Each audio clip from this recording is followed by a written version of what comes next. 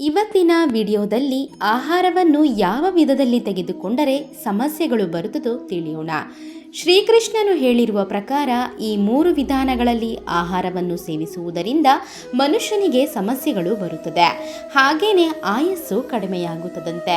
ನಾವು ಊಟ ಮಾಡುವ ವಿಧಾನ ಯಾವುದು ಇರುತ್ತದೋ ಅಷ್ಟು ಸರಿಯಾಗಿ ಪದ್ಧತಿಯಾಗಿ ಇರುತ್ತದೋ ನಿಮ್ಮ ಜೀವನದ ಮೇಲೆ ಕೂಡ ಅಷ್ಟೇ ಪ್ರಭಾವ ಬೀರುತ್ತದೆ. ನಾವು ಯಾವ ವಿಧದಲ್ಲಿ ಊಟ ಮಾಡುತ್ತಿದ್ದೀವೋ, ಯಾವ ದಿಕ್ಕಿನಲ್ಲಿ ಕುಳಿತುಕೊಳ್ಳುತ್ತೇವೋ, ಯಾವ ರೀತಿಯ ಆಹಾರವನ್ನು ತೆಗೆದುಕೊಳ್ಳುತ್ತೇವೋ ಅದರ ಮೇಲೆ ಆಧಾರವಾಗಿರುತ್ತದೆ. ಆಹಾರವನ್ನು ತಯಾರಿಸುವಾಗ, ಸೇವಿಸುವಾಗ ಶುಚಿಯಾಗಿ ಹಾಗೇನೆ ಒಳ್ಳೆಯ ಆಲೋಚನೆಗಳಿಂದ ಇರಬೇಕು.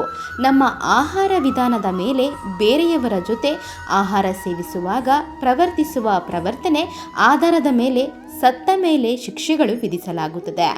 ಕೇಳುವುದಕ್ಕೆ ತುಂಬ ಆಶ್ಚರ್ಯಕರವಾಗಿ ಇದೆ ಅಲ್ಲವೇ? ಆದರೆ ಇದು ನಿಜವೇ. ಹಾಗಾದರೆ ಯಾವ ವಿಧದಲ್ಲಿ ಹೇಗೆ ಆಹಾರವನ್ನು ಮಾಡಿದರೆ ಸರಿಯಾಗಿ ಇರುತ್ತದೆ, ಹೇಗೆ ಇದ್ದರೆ ತಪ್ಪು ಅನ್ನುವುದನ್ನು ವಿವರವಾಗಿ ತಿಳಿಯೋಣ. ಊಟ ಮಾಡುವುದಕ್ಕೆ ಹೋದಾಗ ಯಾರಾದರೂ ಅವಮಾನಿಸಿದರು, ಇಲ್ಲವೇ ಯಾವಾಗಲೂ ನಿಮ್ಮನ್ನು ಅವಮಾನಿಸುವವರು, ಕೀಳಾಗಿ ನೋಡುವವರು ಭೋಜನಕ್ಕೆ ಕರೆದರು ಅಂತಹ ಕಡೆ ಊಟ ಮಾಡಬಾರದು.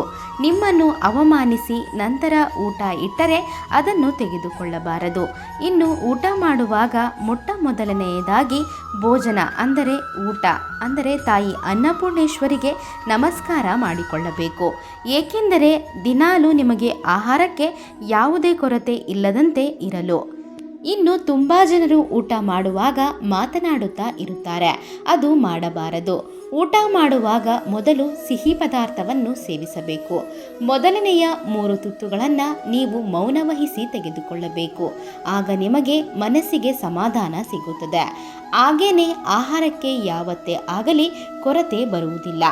ಇನ್ನು ಊಟ ಮಾಡುವಾಗ ಪೂರ್ವ ದಿಕ್ಕಿನಲ್ಲಿ ಕುಳಿತು ಊಟ ಮಾಡಿದರೆ ರೋಗಗಳು ಅನ್ನುವುದು ಬರುವುದಿಲ್ಲ. ಏಕೆಂದರೆ ಅದು ಸೂರ್ಯನ ದಿಕ್ಕು. ಹಾಗಾಗಿ ಒಳ್ಳೆಯ ಆರೋಗ್ಯ ಪ್ರಾಪ್ತಿಯಾಗುತ್ತದೆ. ಇನ್ನು ಉತ್ತರ ದಿಕ್ಕಿನಲ್ಲಿ ಕುಳಿತುಕೊಂಡು ಊಟ ಮಾಡಿದರೆ ಒಳ್ಳೆಯ ವಿದ್ಯೆ, ಅಭಿವೃದ್ಧಿ, ಜ್ಞಾನ ಲಭಿಸುತ್ತದೆ. ಏಕೆಂದರೆ ಅದು ಸರಸ್ವತಿ ದೇವಿಯ ದಿಕ್ಕು. ಆಕಸ್ಮಿಕವಾಗಿ ಕೂಡ ದಕ್ಷಿಣ ದಿಕ್ಕಿನಲ್ಲಿ ಕುಳಿತು ಊಟ ಮಾಡಬಾರದು, ಇದು ಒಳ್ಳೆಯದಲ್ಲ.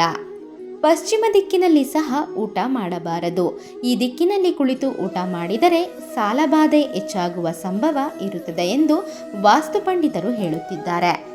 ಇನ್ನು ಏಕಾದಶಿಯ ದಿನ ಎಂತಹ ಪರಿಸ್ಥಿತಿಯಲ್ಲೂ ನಾನ್ ವೆಜ್ ಅನ್ನು ತಿನ್ನಬಾರದು, ಅಂದರೆ ಮಾಂಸಾಹಾರವನ್ನು ಸೇವಿಸಬಾರದು.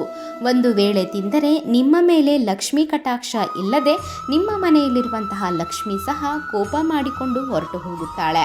ಊಟವನ್ನು ವೇಸ್ಟ್ ಮಾಡಬಾರದು, ತಿನ್ನುವಷ್ಟೇ ನಿಮ್ಮ ತಟ್ಟೆಯಲ್ಲಿ ಇಟ್ಟುಕೊಳ್ಳಬೇಕು. ಇನ್ನು ಯಾರ ಜೊತೆಯಾದರೂ ಕುಳಿತು ಒಂದೇ ತಟ್ಟೆಯಲ್ಲಿ ಊಟ ಸೇವಿಸಿದರೆ ಅವರ ಊಟ ಕೂಡ ಆದ ನಂತರವೇ ನೀವು ಅಲ್ಲಿಂದ ಎದ್ದೇಳಬೇಕು.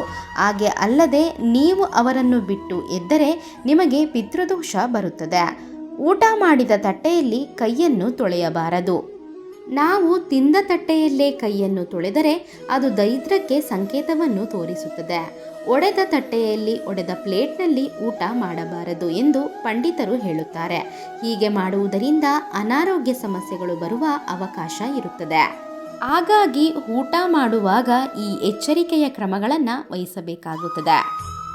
ಧನ್ಯವಾದ ಸ್ನೇಹಿತರೆ. ಈ ಮಾಹಿತಿ ನಿಮಗೆ ಇಷ್ಟವಾಗಿದ್ದಲ್ಲಿ ಮತ್ತಷ್ಟು ಇಂತಹ ಉಪಯುಕ್ತ ಮಾಹಿತಿಗಾಗಿ ನಮ್ಮ ಚಾನಲನ್ನು ಸಬ್ಸ್ಕ್ರೈಬ್ ಮಾಡಿಕೊಂಡು ಹಾಗೆ ವಿಡಿಯೋಗೊಂದು ಲೈಕ್ ಮಾಡಿ. ಜೊತೆಗೆ ಮತ್ತಷ್ಟು ಇಂತಹ ಉಪಯುಕ್ತ ಮಾಹಿತಿಗಾಗಿ ಫೇಸ್ಬುಕ್ನಲ್ಲಿ ನಮ್ಮ ಪೇಜನ್ನು ಫಾಲೋ ಮಾಡೋದನ್ನು ಮರಿಬೇಡಿ. So thanks for watching our videos.